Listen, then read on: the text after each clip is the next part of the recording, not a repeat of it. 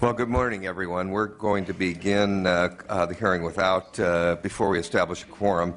And our first item is informational after the vote-only calendar, so we can put off the vote-only calendar. And today we're going to be beginning, as we have most of our meetings, with a presentation updating us on the drought. Secretary Ross will kick us off with that.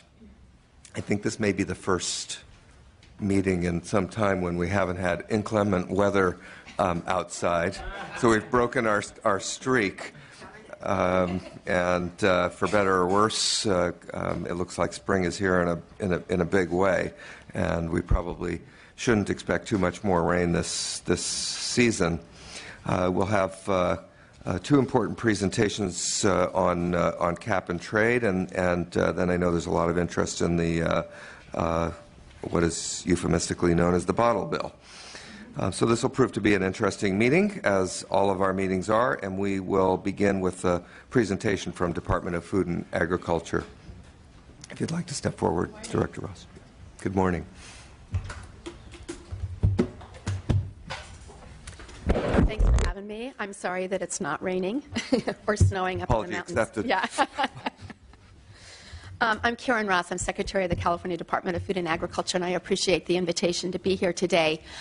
Very quickly on a drought update, we have been working very hard across Cabinet, and more importantly, really collaborating between the state and the federal agencies with regard to the projects and how those are operated, so that I think there is a new level of collaboration, not just here at the state level between our Department of Water Resources with the Department of Fish and Wildlife, as well as the State Water Resources Control Board, but also that same level of daily interaction with our counterparts at the federal level.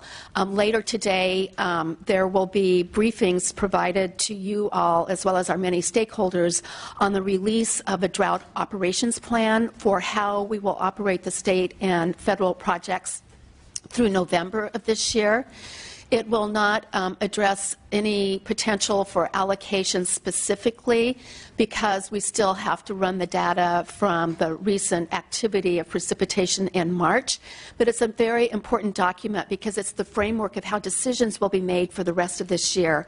How can we maximize any opportunities to capture flows and put them into storage for use the rest of the year, but also how we can address the needs of all the beneficial uses, what we are going to be able to do for carryover for health and human needs, as well as fish issues that were required by law to accommodate. So the plan will be posted after 10:30 today, and there are invitations that are going out to stakeholders and to legislative offices today. With regard to the drought and its impact to agriculture, obviously it takes a lot of water to produce food, process food, and ship it to all of our consumers around the world. And there's no doubt that there will be a tremendous impact to agriculture this year. There are some areas of the state that do not have the ability to tap into groundwater, which is kind of our savings account for drought situations. We are going to have to rely on the ability of districts that have access to water to be able to transfer amongst users to be able to mitigate the impact of the drought. It is much too early to say what the actual amount of fallowed acres will be. We have a number of people working with tree growers to really understand what's the minimal amount of water that can be used just to maintain the continued existence of an almond orchard, as an example. We've never been in this place before. We've never been in a situation where on a statewide basis there's so little water in the system to give us any cushion at all. The Department of Food and Agriculture, thanks to your leadership here in this building with the emergency legislation that was passed, will have $10 million available for water efficiency grants. We are holding our first workshop on that on Friday of this week and an additional workshop next week, so that we can have those monies out and on the farm in practice, hopefully as close to July 1st as possible. So the other thing that I think is important for you to know is that the department has commissioned a socioeconomic impact study by the University of California, Davis. They did a study in 2009. They're upgrading the model that was used for that. In 2009, the final numbers for that drought, which was much more limited geographically than what we're seeing on a statewide basis this year, there were 285,000 acres that were fallowed. It was about a $334 million revenue impact and about 9,800 jobs. We know that just because of the statewide nature of this year's drought that those numbers will be much higher. We will not have preliminary numbers before the end of May, but it is being used to help us target resources for unemployed farm workers where the needs are most impacted. Based on activity, April is the first month where we see a lot of the impacts where people are not being called back to do planting, to do field preparation. This will be a big month where we'll really start to see hard numbers as far as employment impacts. And then throughout the summer, it tends to peak down. And then as harvest comes back, that will be another peak time of where we expect to have big needs. We've done some workshops over on the coastal areas. Fortunately, the first drought task force meeting was in Mendocino, and since we met in Mendocino County, they have enjoyed significant rainfall, and they're in a much better position than they were in February of this year. What was frightening was to be there in February in what is traditionally one of the wettest parts of the state, and to have the severe lack of precipitation that they'd had. They are now, Willits, for example, is now about 71, 72% of normal rainfall. So we've had some relief. Yeah, may I just interject? Was it not in Mendocino where there was one of those cities that was on the list of 10 cities that yes. With regard to impacted drinking water systems, actually in Mendocino County at one point they had 3 vulnerable drinking water systems. And it really shows, unfortunately, it takes crisis sometimes to drive the level of collaboration that we've seen, but their willingness to work together as citizens to do inner ties and really help connect the community to be able to get through the drought situation, as well as making an investment. One of the things we've heard throughout the last 3 months is, we've been here before. What can we do to mitigate the impact, because we will be here again? And they really want to see us all thinking about smart investments, better preparation, bringing more resiliency to our local communities. So I'm happy to say that all 3 of those communities have been able to address their drinking water situation, have the inner ties, and are in a completely different position than they were 2 months ago. Obviously, the additional rainfall helped. So Mother Nature is still the biggest player here.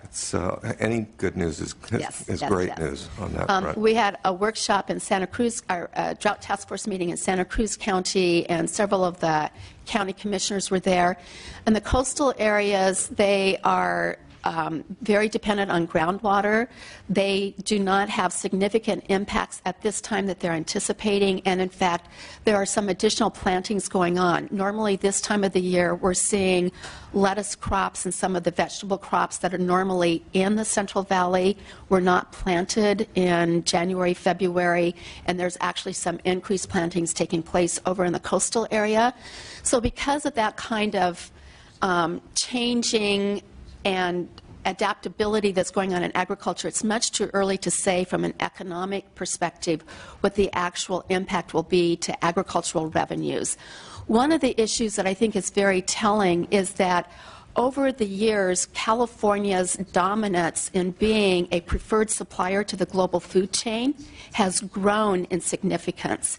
And that means not just what we're supplying across the country with regard to being the home state for 50% of our fresh fruits and vegetables and almost 100% of our tree nuts, but that is something that has grown in the export market as well. And so there are a lot more companies and international companies looking at California and the reliability of our supply. So there's a lot of eyes watching how we manage our way through this drought.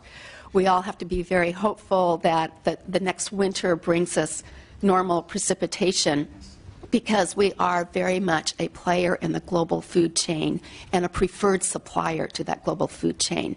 So that's where we are today. It's about adaptation. It's about trying to move water around to mitigate the impact to the extent that we can. It's about understanding that our farm worker community is on the front line of the most immediate impact, and that the ultimate conservation comes from a farmer who is not able to plant a field this year, loses that revenue stream, does not create those jobs that they normally do, and has less product going into the packing house or the processing plant. I'm happy to answer questions about the drought. Thank you. I know Mr. Logue has one. Thank you for your testimony.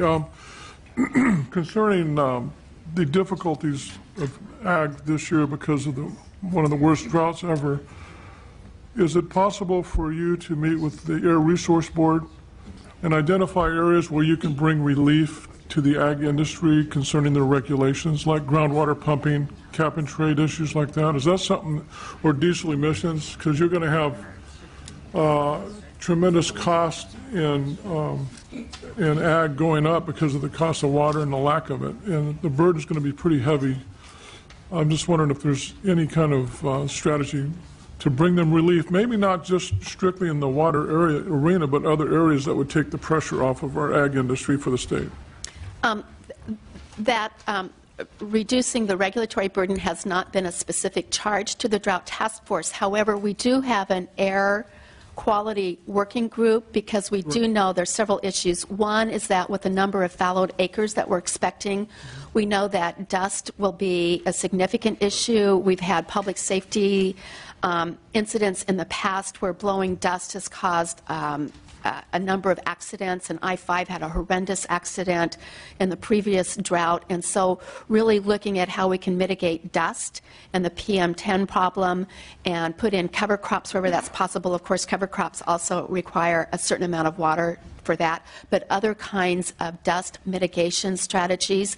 We also know that there could be issues in some parts of the state where they don't use groundwater pumps as often and may not have updated pumps, and that we could have a conflict between air regs and what people are trying to do to keep their orchards alive. So we do have a working group on that. There are some other issues revolving around air regs and the ability to do some reverse pumping in aqueducts. So we are taking a look at all of that. It's just that we haven't come up with any specific determinations of actions that are required at this time. Is the CARB participating in this working group? Yes, we do have representatives. Some of these issues are within the regional water or Air Resources Board, and a lot of them are out of the Central Valley, and so we are making those kinds of connections. And one of the things, Mr. Logue, I do want to assure you of is that I've been passionate about how CDFA can be an information source, not just on these drought issues, but on many of the regulatory issues that have a direct impact on farming operations, and really deploying our scientific and technical expertise. We have really good collaborative relationships with the air boards and the water boards, and we put some memorandums of understanding into place so that we are providing information to early in the process of those regulatory decision-making processes. Are you monitoring the vast amount of marijuana growers in the Sierras throughout California that's using water illegally? Is that a part of your strategy? Yes, and in fact, the ability for the State Water Resources Control Board to have staff to monitor illegal diversions was a part of the emergency legislation that passed.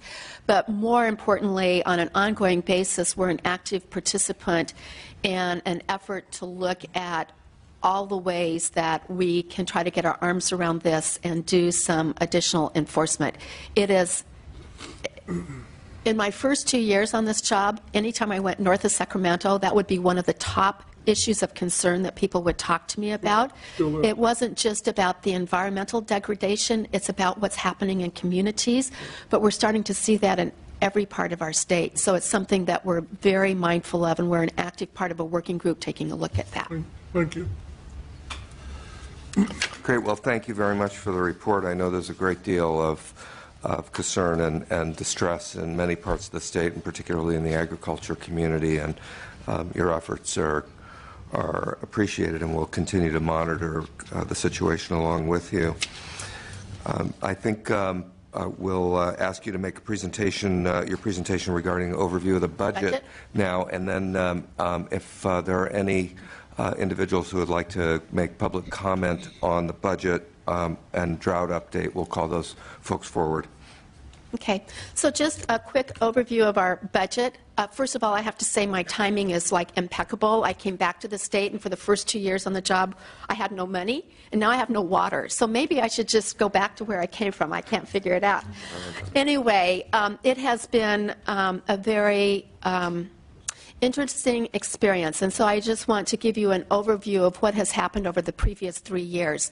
When we worked with the governor to help bring fiscal stability to our budget, he asked that I establish a consortium of all of our stakeholders to really provide input to us for how were we going to take a reduction of 33% of our operating budget and really prioritize how we would make those cuts. That was a very important process for us to go through. It demanded transparency and accountability on our part, but it also asked our industry partners and other stakeholders to help us prioritize where we would eliminate programs, where we would make significant reductions, and what were the most important programs for us to focus on. And that exercise does cause you to really focus on core functions. And our core functions at CDFA and our mission to promote and protect agriculture is about keeping markets open. And that's what I tell people our bug and critter programs do. Our ability to protect the state from the introduction of invasive species, be they plant, animal diseases, or pest issues, are really what we do for this state that has helped agriculture flourish to not only be the #1 most productive agricultural state in the nation, to be the #1 exporter of agricultural products to hungry markets around the world. A big part of our cuts fell on our biggest division, which is the Division of Plant Health and Plant Protection. And that's where we have taken a number of staff reductions. We've eliminated a number of programs that were good programs to do. They were important programs to do, but in the fiscal reality, we're focused on how do we maintain our surveillance and rapid response programs so that should bugs slip into the state that could close the market down because our trading partners don't want our product coming into their market, we have the ability to isolate it, eradicate it, and keep product flowing. It's important that it's not just about what flows into the export market. It's also to make sure that our other state customers don't shut us down and put a quarantine on us. And more importantly, as we have more and more small farmers who are very dependent on marketing directly to consumers at farmers markets and community-supported agriculture, that we keep markets moving across county lines. And we literally get into problems with quarantine issues where you cannot move your product out of a county into the neighboring county to a farmer's market. So the programs that we run are vitally important to all of our farmers, regardless of what they're farming and the size of their operations. At this point in time, our biggest concern about ongoing issues is the ability to run our border protection stations in a way that makes sense for the 21st century, and we're working with the Department of Finance on that. Our animal lab is the most important part of our animal health program in that we have great diagnostics because of our partnership with the University of California. And those labs have been very instrumental in helping us early detect significant animal diseases and isolate them and act on them. The most current example of that was when we had a BSE case that was identified a couple of years ago. It was our animal lab at UC Davis that identified that so that we could act swiftly to isolate that and demonstrate to all of our trading partners in USDA that that was an isolated example with the traceability that we have through our feed program. We were able to keep those markets open. We hosted South Korea, which had just before that incident reopened the beef market, and it is a perfect example of the importance of that lab system.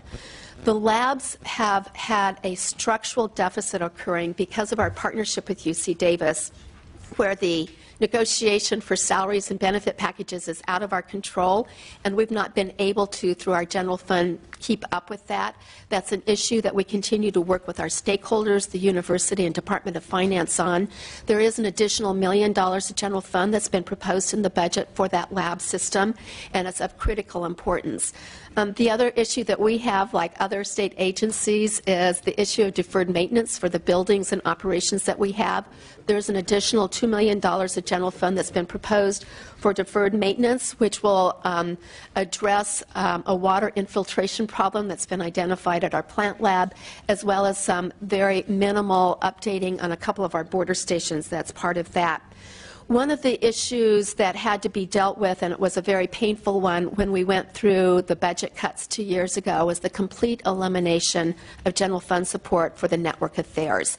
That was a $32 million previous general fund allocation that was immediately eliminated from that budget. The fairs have been tremendous, and I like to say the reason we're still in operation and being as effective as we are is because of the people that are so committed to agriculture, and I have to commend the fairs. The CEOs are very creative people. The appointments that are made to those boards have been very engaged with their local communities. We have, what is that fund that is? We still have, we get an allocation. It's horse racing money. There's some declining revenues that are coming in. We've been able to use that to do an annual allocation to fairs of certain classes. It certainly doesn't replace $32 million of general fund that was previously there, but it really has been of assistance to those many small and mid-sized fairs to keep them going. They too, like the rest of us, have deferred maintenance issues, and I'm sure you'll continue to hear more about that. I'm happy to answer any questions that you have, but at the end of the day, what keeps me awake at night is the potential of an animal disease that would come in and that would shut our markets down but would wipe out a number of our herds in the state, as well as the next pest. We have the Asian citrus psyllid now. There's always that next pest that's out there. We are doing the best that we can, but those are the two areas that are most critical for us, and that we worry about how we will continue to be a sustainable and effective Department of Food and Agriculture. And Secretary Ross, that animal issue has been the subject of concern, obviously, out in the community as well. It is issue number 7 in the vote-only calendar. The recommendation is to hold that open. My understanding is there's a funding gap in excess of $8 million. Is that about right?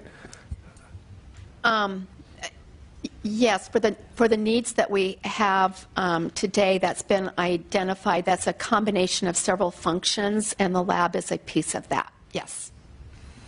So if the recommendation holds, we'll hold that open, and you'll continue to work on yes. seeing if there isn't a way to yes. I do want to commend the livestock sector. They have been actively engaged in really trying to problem solve this with us, and I have to commend them because in our cuts 2 years ago is the livestock sector that stepped up with additional fees. They are very good partners for us, and they're helping us think through how to do this in a very equitable way, as well as being effective. It's not about just restoring to what we had. It's about thinking about 21st century operations and how we continue to grow agriculture in a way that generates every year record-breaking revenues and being a good employer in the state. Well, that's great. So I'll encourage you to keep up that dialogue. I'm sure you probably don't need my encouragement, but if there's anything I can do to help facilitate the conversation or a resolution of the conversation, please feel free to call on me, and I'm sure any members of the committee would join in on that. Okay. Why don't we establish a quorum, and then we'll open it up for public hearing on those two issues. Bloom. Here. Campos. Gordon. Logue. Here. Patterson. Here. Great. Are there any members of the public who would like to be heard on either the drought or the budget issues? Please come forward. Hi, my name is Rain Pegg, and I'm with California Farm Bureau.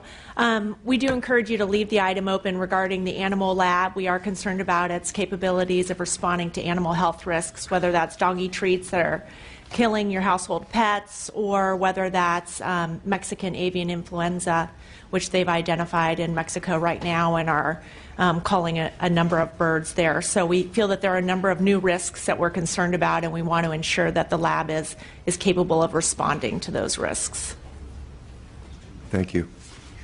Please, you can take the microphone standing if you like. That'll probably move things along a little bit more quickly.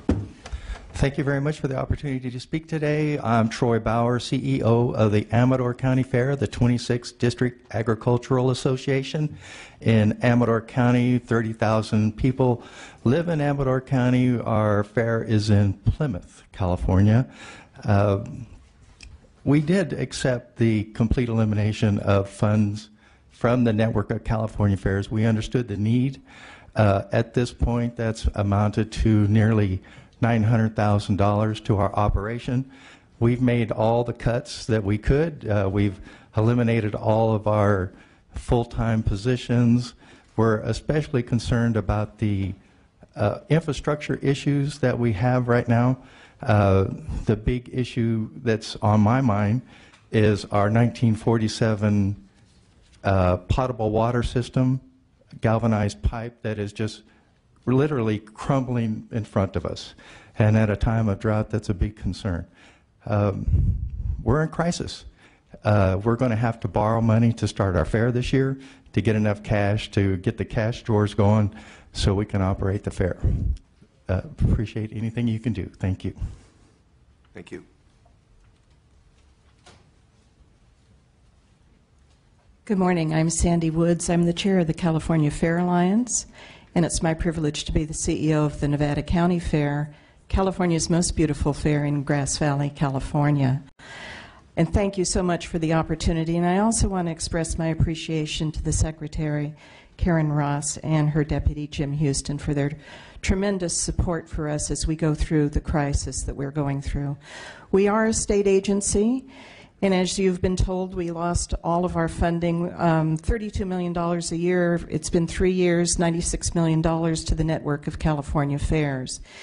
And while it's been healthy for some of us who have been able to sustain a viable business plan, we've become more entrepreneurial. The reality is the small fairs and many of the medium-sized fairs simply cannot be sustained without public funding.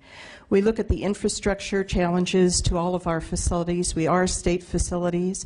It is important that we be good stewards, and I can tell you that even at Nevada County Fair, where I do have a reserve, and while we are reinvesting into the capital structure, it is not sustainable without public funding. What concerns me is that we're starting to create liability issues. We right now are facing a potential lawsuit for someone who tripped and fell over a pavement issue. And as we are not repairing our facilities, the exposure to the state of California is increasing. We work very tightly as a network of fairs. For example, we have a self-insurance pool.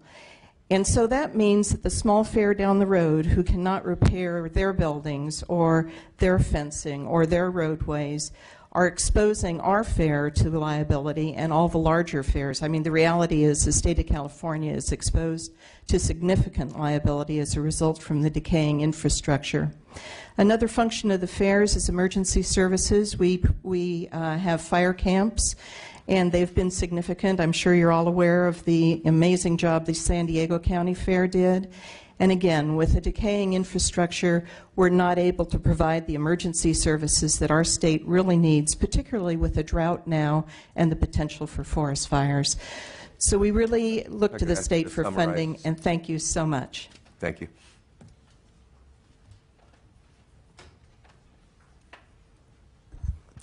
Good morning, and thank you for this opportunity. I'm Rita Moore. I'm the CEO of the Yolo County Fair in Woodland, California.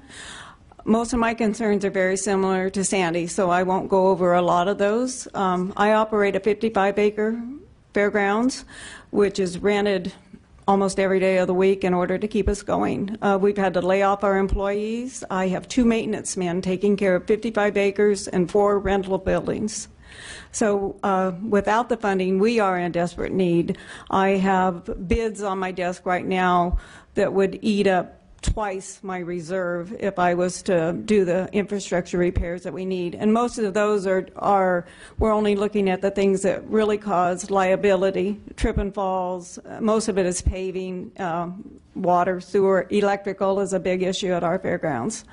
So anything that we could get in the way of funding would be more than helpful. And again, we are there if there is a crisis, if it's a flood or a fire. We've always taken in people and animals, and right now I can't take in horses because my barns are basically need to come down. They've given way. So we cannot be there for our community like we have in the past, and for our 4-Hers and our FFA kids. Without the funding, we're just going to come to an end here pretty soon. Right now we're sustainable, but not for, it's each year it's eating into what we have. So thank you for anything that you can do. Thank you. Good morning, Robert Gore of the Gualco Group, Pest Control Advisors and Wine Grape Growers. As the Secretary said, reopening a closed market is an exercise in international diplomacy, and it doesn't mix well with declining revenues and rapidly increasing pests. Very volatile. Thank you. And Michael Bocadoro on behalf of the California Poultry Federation and Foster Farms. We're in strong support of the Animal Health and Food Safety Laboratory funding. I'd like to associate our comments with those by Ms. Pegg from Farm Bureau. Thank you.